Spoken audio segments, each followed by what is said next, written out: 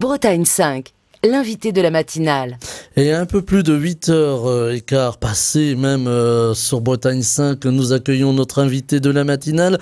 Ce matin, nous allons parler agriculture avec Charles Fossé. Il est président des jeunes agriculteurs de Bretagne. Il est en direct avec nous. Je l'en remercie. Bonjour. Merci, bonjour.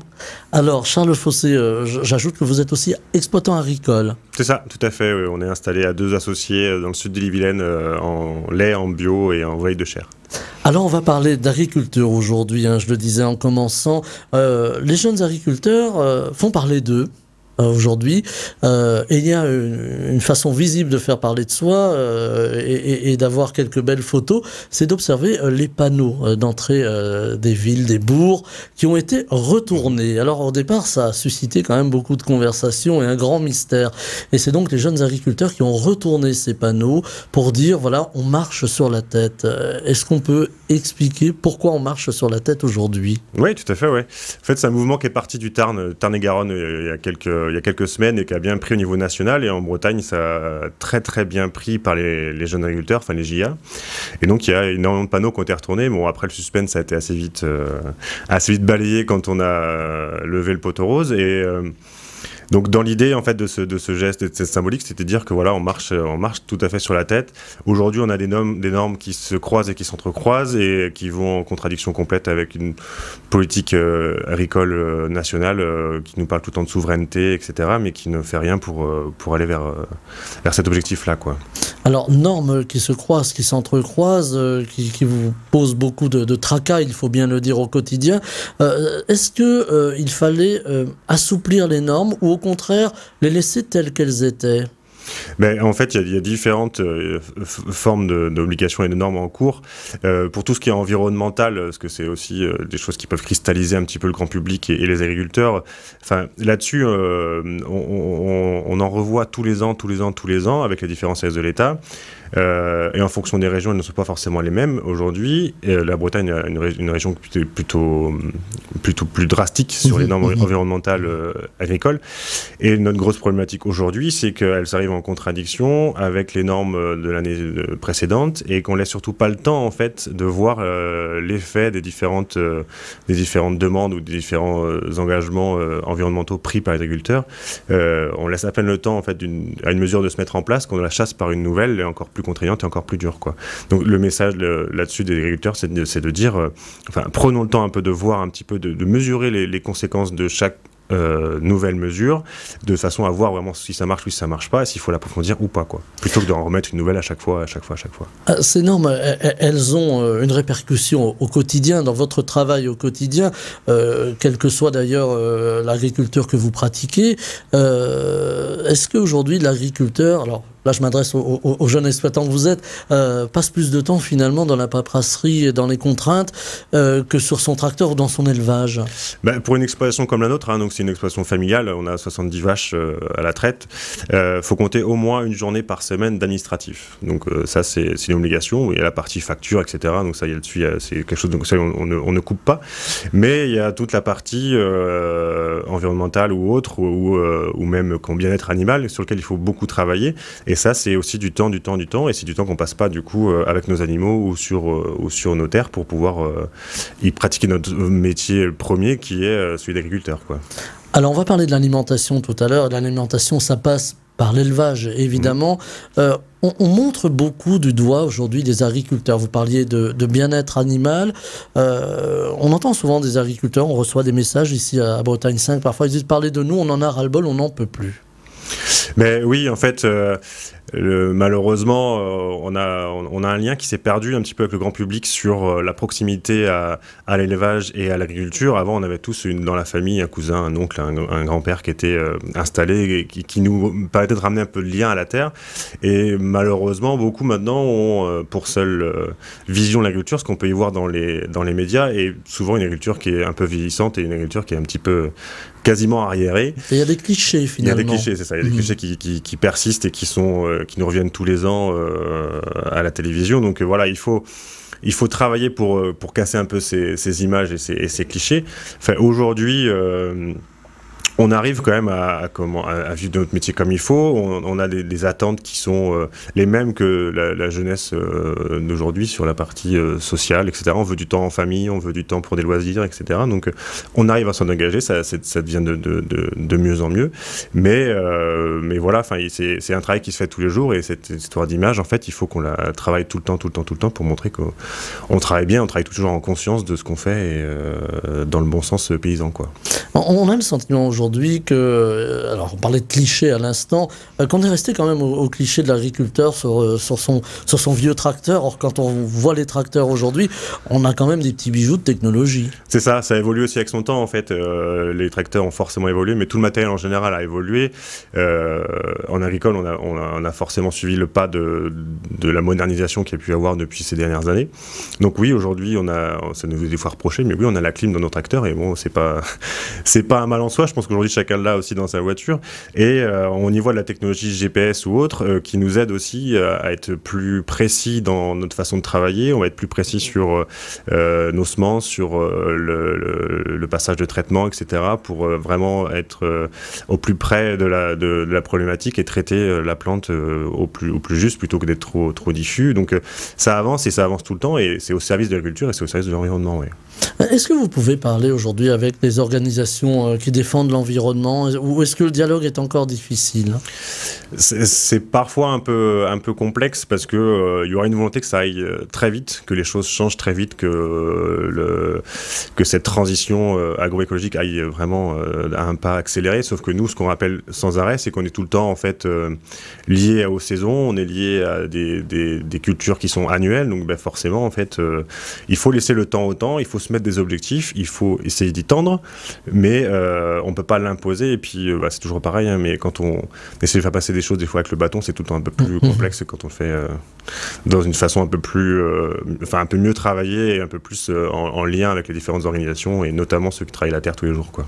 Alors on voit un petit peu une dichotomie dans la société française où finalement les citadins, lorsqu'il y a le salon d'agriculture, alors que ce soit à Paris ou le SPACE ici à peu près de nous à Rennes, sont quand même enclins à dire ouais, c'est chouette la campagne, le monde agricole, mais d'un autre côté on a aussi ceux qui font des procès parce que bien ça sent la bouse de vache, ou parce que voilà, on entend le tracteur sortir très tôt le matin.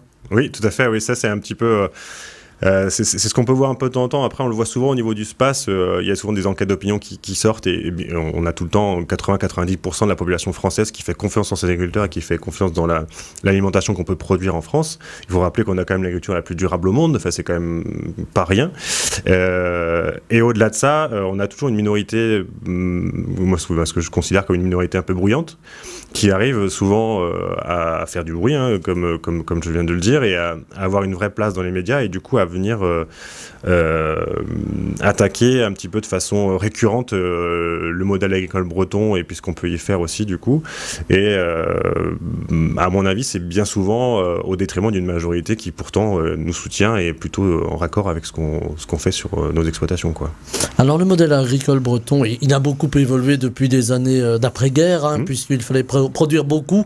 Voilà, on a reproché le remembrement, on a reproché beaucoup de choses, et on a l'impression qu'il y a une forme, alors pas de retour en arrière technologique ni dans la façon de travailler, mais une forme de retour à la terre. On replante des haies par exemple aujourd'hui. Est-ce que l'écologie, j'allais dire, reprend sa place dans l'agriculture? Je pense que l'écologie a toujours été, de toute façon, toujours été présente en agriculture, parce que n'importe comment, en fait, on travaille avec du vivant, avec de la biodiversité, donc elle était tout le temps présente.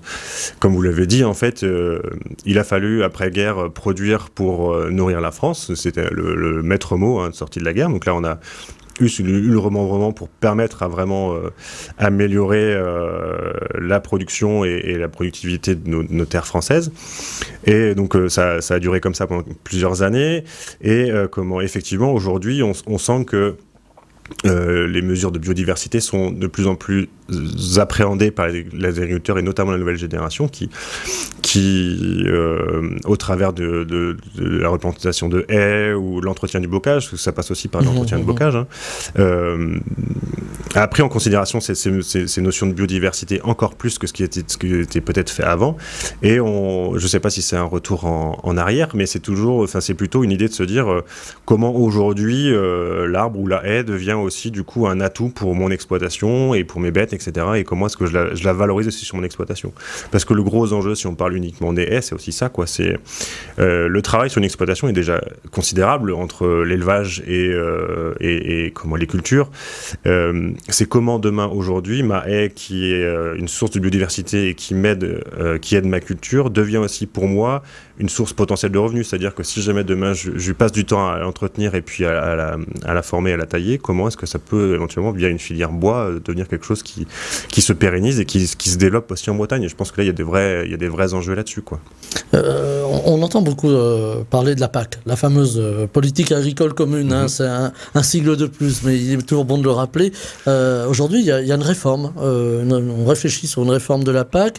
Est-ce que vous avez peur que demain, on réduise la PAC ou elle n'aille plus forcément, j'allais dire, dans le sens de promouvoir l'agriculture, ou en tout cas l'agriculture telle qu'on la conçoit aujourd'hui? Vous l'avez dit, on est aujourd'hui en train de travailler sur la future PAC 2027, si je dis pas de bêtises, alors qu'on vient tout juste de mettre en place la nouvelle. Donc on est déjà en train de réfléchir à la prochaine, alors qu'on n'a pas encore mesuré les effets de la nouvelle. Donc ça rejoint un petit peu ce que vous disiez au départ. Ça c'est une vraie problématique. Au-delà de ça, en fait, ce qu'on se rend compte aujourd'hui, pour aller sur la partie PAC, c'est on avait ce qu'on appelle en Bretagne les MAEC, les MAEC, qui étaient des mesures agro-environnementales qui étaient à destination en fait des agriculteurs il y a 5 ans. On leur a dit on va tous aller ensemble vers la transition agroécologique, on va vous inciter à y mettre plus d'herbe, à utiliser un peu moins d'intrants et à changer un peu notre façon de produire. En contrepartie, l'État prendra en charge une perte de productivité potentielle sur vos exploitations. Ça, c'était il y a 5 ans. Donc, les agriculteurs bretons, ils sont allés en force et en nombre pour dire, nous, on est OK, on y va, on est volontaire pour y aller, ce qui est une très bonne chose. 5 ans après, du coup, les mesures reviennent. Du coup, il y a une demande encore d'agriculteurs bretons pour y retourner. Et là, on nous explique, le gouvernement nous dit, oui, mais sauf qu'aujourd'hui, on n'a plus l'enveloppe pour remplir notre part du contrat. Donc, on n'est pas en mesure de vous verser la perte de productivité que vous avez perdue il y a 5 ans. Donc ça, c'est une vraie problématique. Et en plus de ça, comme on est lié aussi à Bruxelles pour toute cette politique agricole commune, on a une obligation de maintenir ce qu'on appelle des ratios de prairies, c'est-à-dire que du coup, par rapport à la surface agricole bretonne totale, il nous faut un ratio de prairies, ce qu'on appelle la prairie permanente, qui sont là au moins 5 ans. Aujourd'hui, en fait, c'est un ratio qu'on veut améliorer au niveau de l'Europe.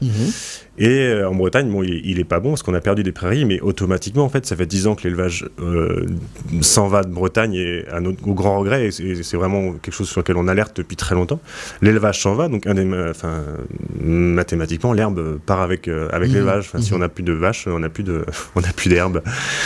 Et du coup, donc ce ratio de prairies qui nous est aujourd'hui obligatoire n'est pas bon en Bretagne. Donc là, on est en train de dire aux agriculteurs, vous allez devoir du coup laisser vos prairies en place, quoi.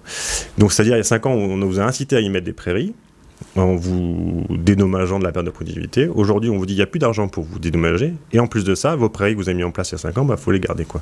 Et donc là, on a une vraie problématique. Et nous, ce qu'on veut, c'est de se dire, voilà, l'État a des engagements, a un contrat à remplir, il faut qu'il aille au bout. Et puis, il faut absolument faut pas que l'État devienne un frein demain à cette volonté de transition agroécologique bretonne, quoi. Alors, il y a aussi la région, vous le disiez, la région Bretagne, qui fait malgré tout beaucoup pour l'agriculture avec des moyens qui sont peut-être pas toujours suffisants. Est-ce que demain, si on va vers une décentralisation un petit peu plus importante, est-ce que ça peut profiter, si j'ose employer le mot, à l'agriculture et particulièrement à la jeune agriculture bretonne? Vous l'avez dit, aujourd'hui la région Bretagne travaille met des moyens sur l'agriculture, notamment sur l'installation. Elle a mis très clairement en avant une ambition d'installer 1000 nouveaux exploitants par an, ce qui est très bien, parce qu'aujourd'hui, Enfin, très clairement, pour 3 départs en retraite, on a une installation. Quand on sait qu'on a 50% de l'effectif breton agricole qui part à la retraite d'ici 3 ans, enfin, je vous laisse voilà, il y a une urgence. Faire compter le ratio. Il y a une vraie urgence sur cette pression démographique là. La région aujourd'hui travaille plutôt dans le bon sens et à l'écoute de ce qu'on peut lui demander ou ce qu'on peut lui proposer, toujours est-il. Et la problématique d'une régionalisation de demain, c'est que en fonction du coup de la personne qui sera au pouvoir à la région, quelle place mettra-t-elle à l'agriculture, enfin en fonction du côté de la table où on se retrouve, enfin voilà, tout peut changer et tout peut basculer quoi. Donc il peut y avoir une double crainte, enfin une double peine un peu si jamais tout se régionalisait, c'est que du coup on puisse accentuer une distorsion de concurrence entre régions françaises, si jamais en fonction des régions en fait et du basculement politique qu'il peut y avoir d'un côté ou de l'autre quoi. Voilà, une forme de mise en concurrence qui ne serait pas forcément dans l'intérêt des agriculteurs, des jeunes agriculteurs en particulier. Bah, ce serait compliqué du coup d'avoir une vision longue si du coup on sait que tous les 6 ans potentiellement on peut changer de politique agricole et de modèle souhaité ou autre quoi. Donc pour moi ce serait pas forcément un bon appel du pied et ce serait pas un bon geste pour amener de la pérennité et puis amener de la tranquillité aussi aux futurs installés pour leur dire voilà, si vous installez, soyez serein, aujourd'hui la vision elle est celle-ci, elle bougera pas au moins pendant les 10 prochaines années pour que vous puissiez un peu vous mettre en place et puis faire en sorte que voilà, vous soyez tranquille pour les 10 ans à venir, ça bougera pas quoi. Là aussi une forme de pérennité voilà, et de temps long. Il y a une inquiétude aujourd'hui, on entend beaucoup parler d'exploitation agricole à taille humaine, souvent familiale, c'est votre cas, vous le rappeliez en commençant. Et pourtant, on voit fleurir un peu partout en France des grandes fermes, des espèces de fermes-usines. Alors, j'emploie le terme, vous allez me corriger si je dis une bêtise, mais voilà, elles sont décriées souvent au niveau environnemental, aussi au niveau social, il faut bien le dire. Est-ce qu'il y a urgence aussi pour l'agriculture de demain de pouvoir préserver un modèle beaucoup plus à taille humaine? Aujourd'hui, le modèle qui est défendu par Jeunes Agriculteurs, très clairement, c'est le modèle familial. Enfin, c'est une volonté de se dire, le modèle familial, c'est de dire, on veut rester maître chez nous, c'est-à-dire que du coup, c'est vraiment une agriculture, enfin, des fermes qui appartiennent aux agriculteurs en place. Ça, c'est une vraie volonté. Cela étant, le terme de ferme-usine, c'est toujours un peu complexe parce qu'il y a des grosses structures en France et en Bretagne, ça c'est indéniable, là-dessus il y a absolument rien à dire, mais on est très loin des clichés qu'on peut voir sur des pays américains ou sud-américains ou asiatiques. On voit la Chine avec ces cochons dans des immeubles, je ne sais pas si on peut dire ça comme ça. On en est très très loin aujourd'hui en France et heureusement, il faut qu'on en reste préservé un maximum de temps parce que très clairement c'est pas du tout des choses qu'on défend et qu'on souhaite. Aujourd'hui, comme j'ai dit tout à l'heure, la ferme France, c'est la plus durable, c'est l'agriculture la plus durable au monde, donc il faut garder ça en tête. Aujourd'hui, l'élevage moyen en lait, je crois que c'est 70 vaches par exploitation, donc ça reste des structures assez cohérentes. Et en porc et en volaille aussi, on est sur des structures qui restent à taille familiale. Malgré tout, c'est indéniable, il y a des structures qui grossissent, il y a des investisseurs aussi qui viennent de l'étranger ou autres pour investir et puis pour créer des structures assez conséquentes. Il y a une forme de spéculation sur l'agriculture aujourd'hui. Aujourd'hui, on est face à un gros enjeu. Ce que je rappelais tout à l'heure, c'est la problématique d'installation. C'est qu'aujourd'hui, en fait, on a des fermes à reprendre, on a beaucoup de fermes à reprendre, mais on n'a pas les candidats en face. Donc, indéniablement, il y a forcément des opportunités qui se créent pour des personnes qui souhaitent s'agrandir, ce qui est logique. Et forcément, on arrive des fois à des modèles qui peuvent paraître assez conséquents, qui poseront aussi des questions demain sur la reprise de ces exploitations. C'est comment on ferait rentrer un jeune dedans et comment on peut faire en sorte de passer des capitaux ou autres vers ce jeune-là. Donc il y aura des questions de transmission à se poser, c'est clair, pour ces femmes-là. Aujourd'hui, elles répondent aussi à un besoin, elles emploient aussi de la main-d'œuvre et puis elles répondent aussi à cette problématique qu'on a de manque de bras en fait sur nos exploitations et de manque de vocation à aller vers le milieu agricole, quoi. Qu'est-ce qui fait que les jeunes ne se tournent pas vers l'agriculture? C'est trop dur, il n'y a pas assez de vacances, voilà, c'est trop contraignant. Si je prenais mon exemple à moi, moi très clairement, sur mon exploitation, on commence le matin de bonne heure, oui, 5h30, 6h, on est en bas, mais à 6h, à 18h le soir, on est remonté chez nous. Le midi, on prend 1h30, 2h pour manger, et on arrive à se prendre 4 semaines de vacances par an, et on travaille un week-end sur 3. Donc on est très loin du cliché qu'on peut avoir en tête. Les choses ont évolué, comme j'ai dit, en fait, aujourd'hui, on s'installe de plus en plus tard. Aujourd'hui, aujourd'hui on s'installe, l'âge moyen d'installation c'est quasiment 30 ans, c'est un peu plus de 30 ans même. C'est-à-dire que les jeunes qui s'installent ont été voir un peu ce qui se faisait ailleurs, ont goûté aux congés payés, aux week-ends et autres, du coup aspirent à avoir la même chose quand ils arrivent en agricole, donc du coup on travaille les projets d'installation pour faire en sorte de dégager un maximum de temps libre, au moins de faire en sorte que le jeune, quand il arrive, il s'interroge et se dit tiens, comment tu vas gérer tes week-ends, comment tu vas gérer tout ça, quoi. Donc ça c'est une vraie demande et c'est une vraie interrogation qui se fait maintenant, donc les choses ont évolué et on arrive, forcément on a un métier qui reste contraignant quand c'est de l'élevage, et voilà, on a beau avoir prévu d'aller à la plage, si y a une bête qui a un souci, on se doit de rester ou de revenir, quoi. Ça reste une obligation, mais il n'empêche que voilà, les choses s'améliorent et je pense qu'on a besoin de retravailler un peu cette image aussi véhiculée par nos propres organismes il y a quelques années où forcément quand on martèle que c'est dur, qu'on gagne pas, etc. C'est compliqué de faire venir du monde. Mais voilà, il y a de vraies belles opportunités en agricole. Il y a des choses qui ont évolué. On fait évoluer les choses. L'installation aussi maintenant en société fait que du coup, quand on peut être à 2 ou à 3, permet du coup de se dégager du temps libre. Donc c'est un petit peu la contradiction qu'on avait tout à l'heure avec nos fermes un peu grandissantes, c'est que ça permet aussi du coup de se dégager du temps et de s'organiser, quoi. Donc voilà, les choses avancent et les choses évoluent dans le bon sens. Voilà, évoluer, moderniser, apporter aussi une image moderne. Alors je le dis parce qu'on a discuté un petit peu avant que vous soyez à l'antenne, il n'y a pas une secte agricole, les agriculteurs sont dans la société. On a encore néanmoins cette image de l'agriculteur, je le disais, de l'ancien temps. À quoi c'est dû, ça? Ça fait du bien d'avoir le cliché finalement. Peut-être que ça rassure, je sais pas. je sais pas.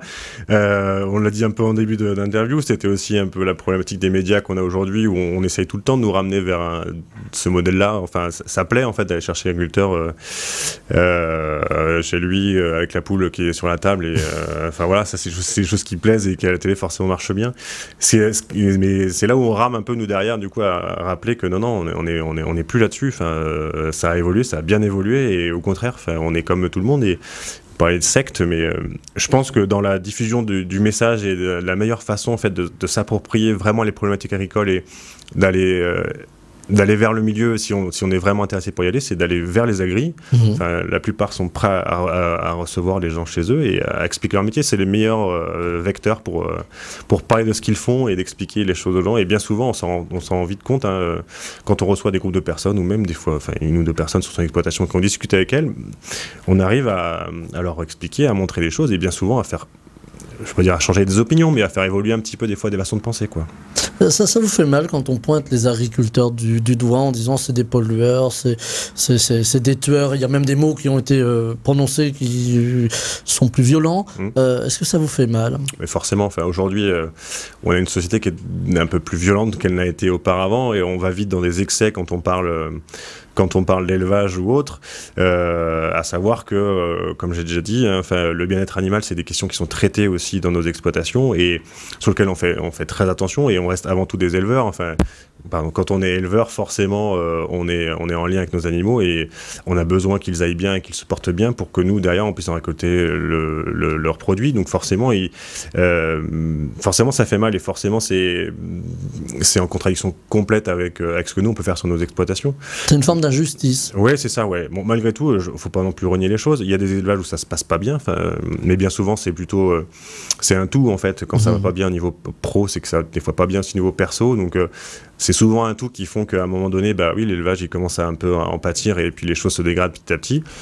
Le problème aujourd'hui, c'est plutôt de se dire comment est-ce que ces gens-là, plutôt que d'attendre qu'ils aient la tête sous l'eau, c'est comment on va les chercher d'abord et on détecte le problème et puis on les fait ressortir par le haut parce que c'est sûr que les situations peuvent très vite se dégrader et c'est un vrai problème.